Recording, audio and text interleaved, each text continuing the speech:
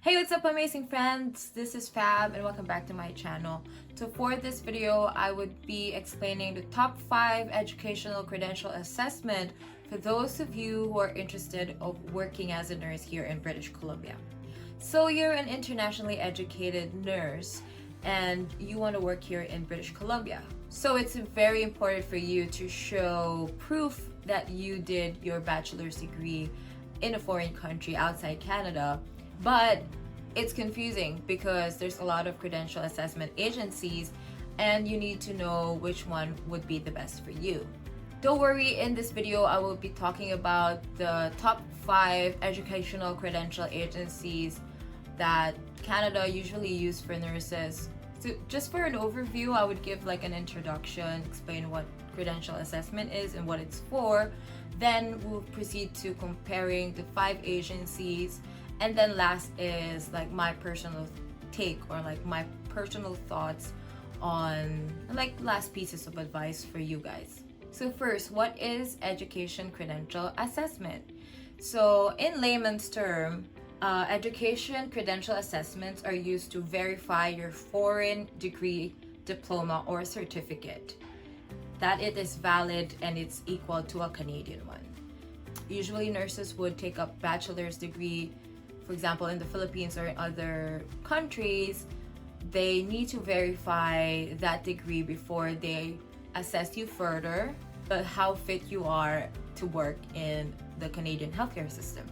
Last January 9, 2023, BCCNM had an announcement for the different ways they want to improve the transition of IENs to the workforce. So they want to remove the delays and lower the cost for internationally educated nurse to come and work for Canada. So prior to January 31st, they only accepted advisory reports from the National Nursing Assessment Service or NNAS, but NNAS processing time took a bit longer, especially during the pandemic or like a year or two post-pandemic. So they introduced alternatives to NNAS, which I would be discussing further later on. So let's now go into the comparison of the different credential services. So to get to the table, I didn't make my own table, but it's from NCAS, which is the Nursing Community Assessment Service. So if you don't know how to search for NCAS, just search it on Google. And then, for example, I'm here in British Columbia, so go and check that. And then there's a list of the requirements you need to provide, which one of them is the education credential assessment.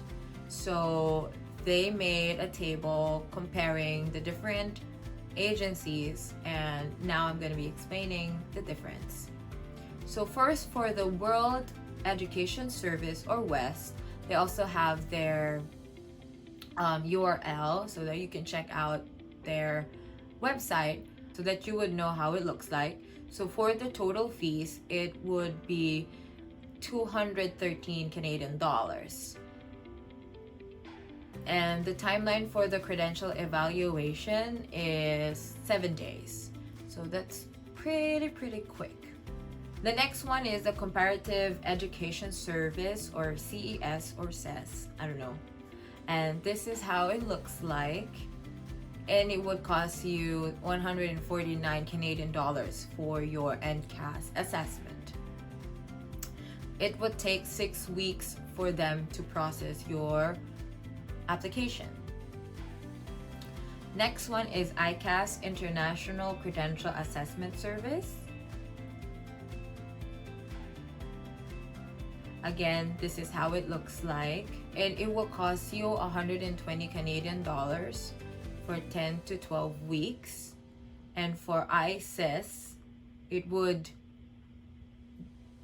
cost you 230 Canadian dollars, and it would take 7 weeks for a comprehensive assessment.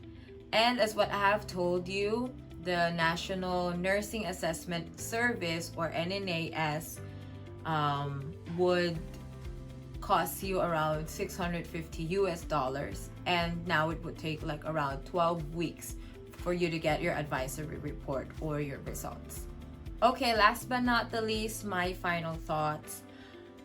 I appreciate that there are a lot of choices now. Like during my time when I started processing my advisory report or my educational credential assessment, I only have one option, which is NNAS, and it's really good that they have cheaper and faster options now.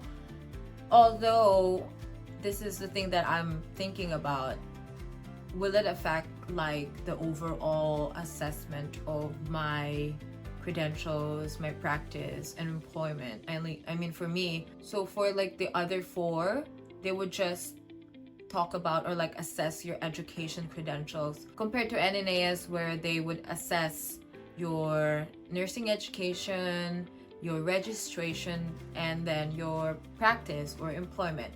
For what I've heard from like colleagues, like older colleagues, they would count your experience abroad.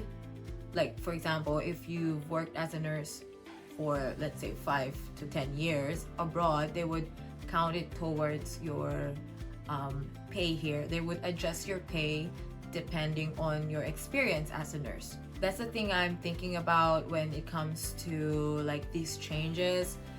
And I don't know, guys, what do you think? That's just my opinion. I don't know, what do you think about it, guys? Comment down in the comment section below. But if you want to know more about the NNAS or want a step-by-step tutorial how to get it, I have a playlist in this channel, so go check it out somewhere here, or I'll link it down in the description.